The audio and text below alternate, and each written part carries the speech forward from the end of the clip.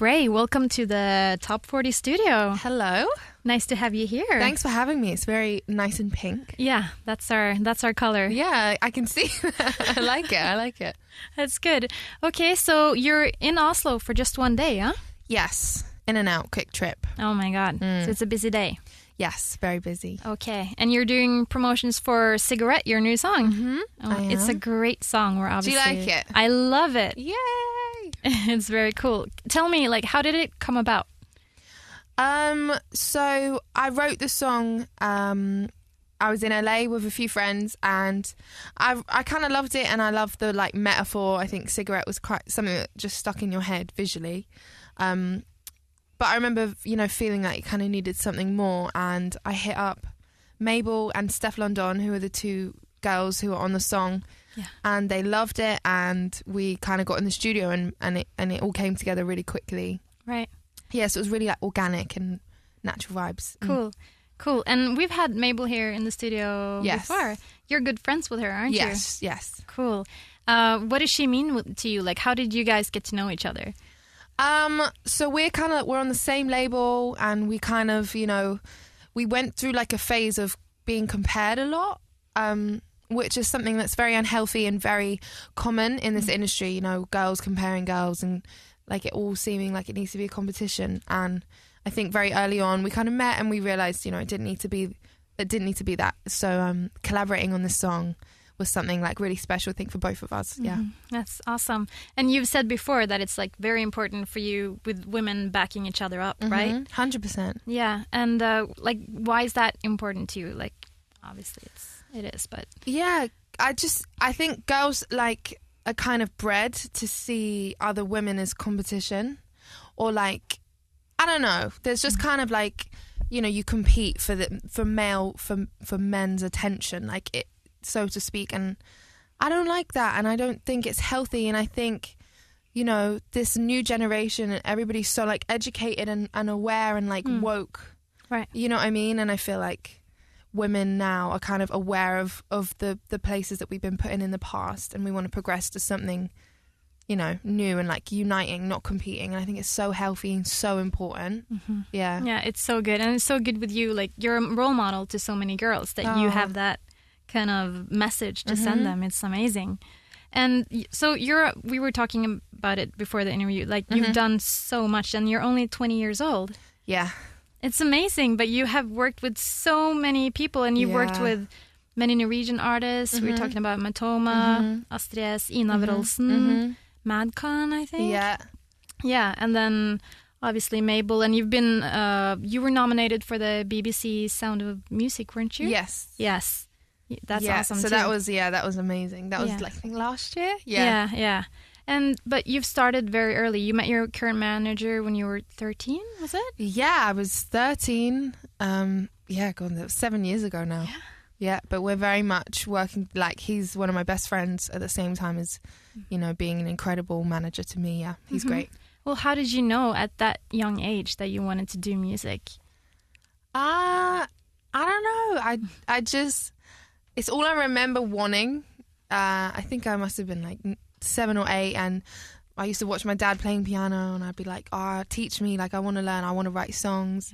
And I'm kind of one of those people, when I get a bee in my bonnet, I'm like, that's what I want, I'm going to make that happen. So far so good. But yeah. Absolutely. But did you kind of miss out on, hanging out with friends and doing those kind of things? Did you couldn't have lived a very normal 13-year-old life, if you know what I mean? I don't know. I kind of sacrificed a lot of time that I probably would have spent, I don't know, growing up, hanging out with friends, to being in the studio so much. But I loved it, and I was just doing what I loved doing, and I don't regret it at all. Now I'm I have great parties, and you know what I mean. Now it's as paying well off. as working. Yeah, definitely. That's amazing. And you went to the same music school as Amy Winehouse, didn't you? Yeah. And but then you dropped out, did you? Or did you what was it like, first of all, the music school? So it's called the Brit School. Yes. And it's amazing, and I recommend anyone who has an interest in the creative arts, you know, to like try and find a way to go. And I remember hearing about the school when I was like 10 or 11. I was like, Dad, I really need to go to this school. Adele went there, Jessie J, Amy Winehouse, like loads of incredible artists who I aspired, like who I looked up to at the time. And I went and I studied really hard for 2 years. But I remember feeling like, you know, I was ready to kind of branch out and, you know, try and be an artist and in my own right. Because I think it's very difficult when you're in a classroom full of like loads of other talented people to like be comparing yourself or like wondering what your friends think. And I just needed to kind of get away from that and just like, you know what I mean? Spend some time on my own. Yeah. Work on like your individual style. 100%. Yeah. 100%. Totally understand. And so can you like walk us through your everyday life? Like it must be so busy. I'm just thinking like, what is like a typical day for you? I'm sure every day is different, but. Yeah, every day is really different. Typical day. I write a lot. So I write a lot, but sometimes I write for myself and sometimes it's for other artists. It's a passion of mine, writing for other people. So like, I think this week I'm working with, when I get home, James Arthur tomorrow, who's an amazing singer from the UK, and like Little Mix on Monday. But like balancing it all with writing for my own artist project. Why do you like that, writing for other artists? It kind of gives me a chance to, when I'm writing for myself, I'm like overthinking everything, going like digging deep into like dark places. Do you know what I mean? Yeah. And writing for other artists is just writing songs. You know what I mean? And it's kind of like helping someone else create a vision that they have. I don't know. I love collaborating. I collaborate on songs with other artists, and I love collaborating. You know? Right. Yeah. That's so cool. I've never thought of that before, but it must be so personal to you know, create your own songs. Yeah. So. Yes. Yeah. Definitely. Okay, cool. Okay, so but yeah, your like typical day, like you can go in the studio, write for other artists. That's like, is that like a set time every day, or is it kind of like you're just waiting for inspiration, or? So it varies. So you have like promo days like this. I write most days. I work quite late in the studios. I like to go gym in the mornings. Have loads of meetings now. I don't even know what I'm doing in the meetings, but I just have like, I've got a meeting tomorrow, cool. And then shows, festival season over the summer, there's just lots of shows and performing and traveling. But yeah, in terms of writing, it is kind of more like, I feel like I kind of set a goal in my head. I'm like, I can't leave the studio until I have a song. So I think I'm very like, and I work quite quickly now because I've been doing it for so long, and you know, I have my methods and I'm very comfortable in the studio. So it's something that I can do quite quickly now, yeah. Okay. So you basically, when you get in the studio, you don't leave without having like a finished song? Oh my God. I have a lot of songs. Just chilling, just in the cat, just there. I have so many. But it's good. You have to write like 20 rubbish ones to get one really good one, you know? Do you sometimes go back in the trash and like, okay, this was 3 years ago, I'm going to try to work with it again? Yeah, sometimes in other songs, my manager will be like, what about that song you did like ages ago? It's got a really strong hook or really strong this, or something you can just pinch and like move to new songs, you know what I mean? Just like recycle old ideas and stuff. Cool. And so that's really cool though that you I know. You're like so determined, like, oh my God, you're so effective. But so if you're gonna make a song, like how do you begin? Do you start with lyrics or a beat, or how do you go about? It's quite a weird thing to explain because it happens very naturally, especially when it becomes like second nature. I think it's good to have like ideas prepared, and every time I like see anything or hear a cool word, I write it down. I could just be recording voice notes on my phone, like starting points. But mostly going to the studio, I play piano, play a bit of guitar, and I'm starting to get into production now. So it's just kind of like going in and like jamming things out, and ideas just flowing. And, you know, if the vibe's good and you're getting on with the people in the room, it just comes so naturally. That's nice. Yeah. Cool. Is there any situations where you've been like inspired, where you had to kind of record something, like something that, you know, triggered a new song that was like an absurd situation to kind of go and sing like a little chorus in? You know what I mean? What, like really, really like personal? Yeah, was there ever like something really, I don't know, like you're in a funeral or something and you're like, I love those flowers. I'm gonna...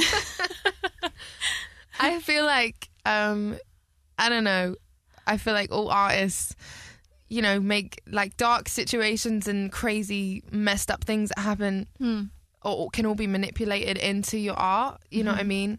Which is why writing for yourself can be so personal, because it can be something that's actually really cause you a lot of pain and stress that you have to take and manipulate into something, you know, to get out, even just therapeutically. But yeah, it can be dark, especially, you know, if you're talking about, you know, a friend or something very personal, and I'm almost like, I really don't want them to hear that song, but I've had to do this in order to get it out.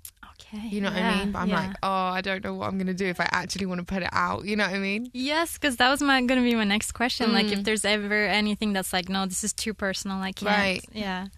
Yeah, and you're just like, you have to decide whether it's worth it. You know what I mean? It's brave. Yeah. It's very brave. But it's nice too. Like, you can take something dark or sad and you can make something beautiful out of it. 100%. Yes. Okay, so, and now that you have released Cigarette, like, how is it, what is it like to have been working on something and then you release it to the people and you get like instant feedback? Like, how scary is it? It is very terrifying. And it is, I don't know, everyone has there's so many opinions, and it's so scary and toxic, and it's learning what to listen to and what not to listen to. And everybody tells me, don't read the comments from YouTube, and I'm like, comments YouTube, and I'm scrolling through like, oh, someone's like, that's just what, you know what I mean? Yeah, you can't help it, but it means so much, you know, when people love and like and are inspired and support what you do. It's just like the most amazing feeling. Do you have like anything that a fan has ever said to you, or like any feedback that you've gotten that you really remember, that you really like took to heart? Yeah, I feel like more recently than ever, I don't know, I feel like sometimes it's hard to listen to the good things when you're just so focused on like that one negative comment. And that's kind of, I think, why social media is so dangerous, because you could have like 1 million likes on a photo and like 10,000 nice comments, but you have one bad comment like, oh, you look horrible, your hair's rubbish, and you're just like, my hair's rubbish. And it's like, why, you know what I mean, why are you listening to that one thing? Isn't that weird that you just like pick out that one thing? Like, why are we doing that? You know? So I feel like, sadly, the things I probably remember most of the negative things, but I'm trying to work on as a person, just not listening and not hearing and letting go of, you know, things that I don't need. Right. Yeah. That's bad good. vibes. Yeah. Bad vibes. That's good. Yep. Okay. So what is the, like, you've accomplished so much already. Like, what is the dream? Like, what would be like, would there ever be like a point where you'd be like, okay, now I've made it. Like, now I can die. This is good. I would love to, this is so ambitious, but I would love to one day do a stadium tour. Yeah. Like around the world. I want to, I'd love to do that. Yeah. That would be insane. Yeah. That could happen. Like, yeah, you just have to work hard and hope that the stars align. There's no like, it's like kind of potluck now, isn't it, really? It's not like, like, you know what I mean, you can't just slap a bag down and say like, everybody listen to this now. People have to like it, and it has to like organically grow, and it can't be fake. It's people it has to be real, you know. So I don't know what the formula is, but I'm just gonna keep trying until it happens, until maybe one day it happens. Yeah That's so cool. And you are such a career woman. Like, do you have any tips, like how to be more productive or effective, or to I guess discipline is one. You can't achieve unless you put it in. It's like the gym, right? You're not going to look sick unless you go every day and you eat well and you just focus, you know. But if you love something, I don't know. It's just, I don't want to sound preachy. I I think if you just got to work hard, you know, like take every opportunity. But yeah, just work really hard and just, you know, focus. It gives results. Yes, can see definitely. That. Yes, amazing. Well, Raye, thank you so much for coming to the Top 40 studio. Thank you for having me. Thank you.